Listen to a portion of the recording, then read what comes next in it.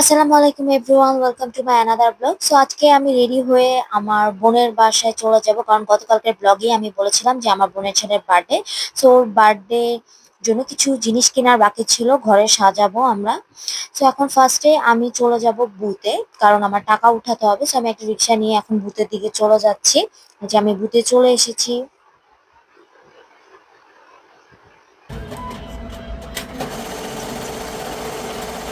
Your cars and receipt are ready for removal.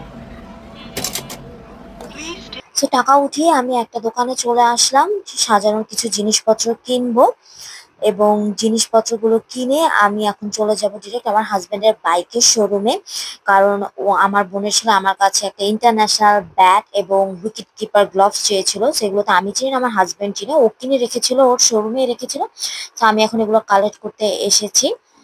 So এই যে আপনারা দেখুন, আমার হাজবেন্ড গালে হাত দিয়ে বসে আছে। সো ওর কাছ থেকে আমি জিনিসগুলো কালেক্ট করে নিলাম, এখন আমার বোনের বাসায় চলে এসেছি। তুমি কি খুশি বাবা? অবশ্যই। এখন এই ধরনের আমি গিফট পেয়ে গেলাম,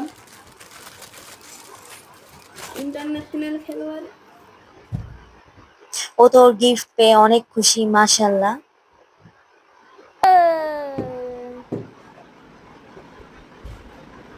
গুড জব।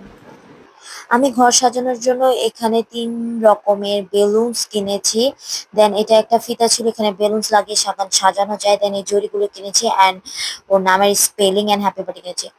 সো আমরা এখন বেলুন ফুলানো স্টার্ট করে দিয়েছি, কারণ মেহমান আসার আগেই তো ঘর সাজাতে হবে। আমার সাথে আমার বোনও হেল্প করছিল, ও আমাকে। দেন আমি দেখলাম যে এই নামের অক্ষরগুলোর সাথে তারা আমাদেরকে ছোট একটা পাইপ দেয়নি। সো ঘরে যে পাইপ ছিল সেটা দিয়েই আমি অনেক কষ্টে ওর নামের স্পেলিং গুলো ফুলালাম। এখন ফুলানো শেষ হয়ে গেছে, সো আমরা সাজানো স্টার্ট করে দিয়েছি। ডাইনিং স্পেসে থেকে বাহিরে সনি আপুদের একটা স্পেস আছে, অনেক যেটা ড্রয়িং রুমের মতো, ওদের আলাদা করে ড্রয়িং রুমও আছে, কিন্তু এই প্লেসটা বেশি খোলামেলা, একদম দরজার সাথে, দেখতে সুন্দর লাগে, তাই আমরা এখানেই সাজাচ্ছি।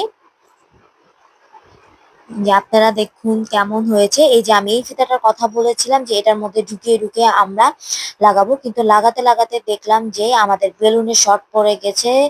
তো আমরা এখন কি করব, তাই আমরা কি করেছি, মাঝখান দিয়ে ফিতাটা কেটে উপরে এবং সাইডে দিয়ে দিয়েছি। কিন্তু সবাই বলেছে অনেক ভালো হয়েছে সাজানো। আপনাদের কাছে কেমন লেগেছে কাইন্ডলি কমেন্টে আমাকে জানাবেন। তো আমাদের এখন সাজানো শেষ, আমরা গেস্টদের জন্য অপেক্ষা করছি। সাজাতে সাজাতে তো আমার প্রচন্ড লেভেলের ক্ষুধা লেগে গেছে। আমি শুধু আমার বোনকে বলছিলাম যে কখন আসবে কখন আসবে মেহমান, আমার তো অনেক ক্ষুধা লেগেছে। আমার বোন বলেছে একটু ধৈর্য ধর, সবাই আসলেই তোকে খেতে দিয়ে দিব। কিন্তু আমার আর ধৈর্য কুলাচ্ছিল না। মানে আমি কি বলবো, পাগল হয়ে গেছিলাম ক্ষুধায়। তো আমার বোন আমাকে চিপস দিল যে এখন তুই চিপসটা খা। তো আমি চিপসটা খেয়ে নিলাম। দেন এই যে এখন মেহমান সবাই চলে এসেছে, এখন কেক কাটার পালা। সে আমার বোনের ছেলে তো অনেক এক্সাইটেড, ওর ফ্রেন্ডরা এসেছিল, ও অনেক মজা করেছিল ওর বার্থডেতে।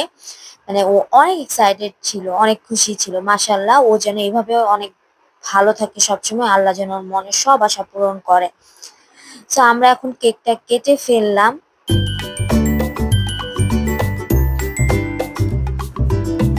সো এখন এই যে আপনারা দেখুন সবাই কত মজা করছিল, চিল করছিল, সবাই অনেক হ্যাপি ছিল।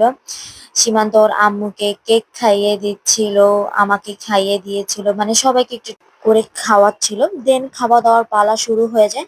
সো সনি আপু ঘরে রান্না করেনি এবার, ও ভূতের আড্ডা থেকে অর্ডার করে এনেছে rice platter, chicken rice vegetable থাকবে। মানে এখানে এত পরিমাণে রাইস ছিল একজনের জন্য, মানে বলার বাইরে, একজন তো কখনোই এই রাইসটা শেষ করতে পারবে না।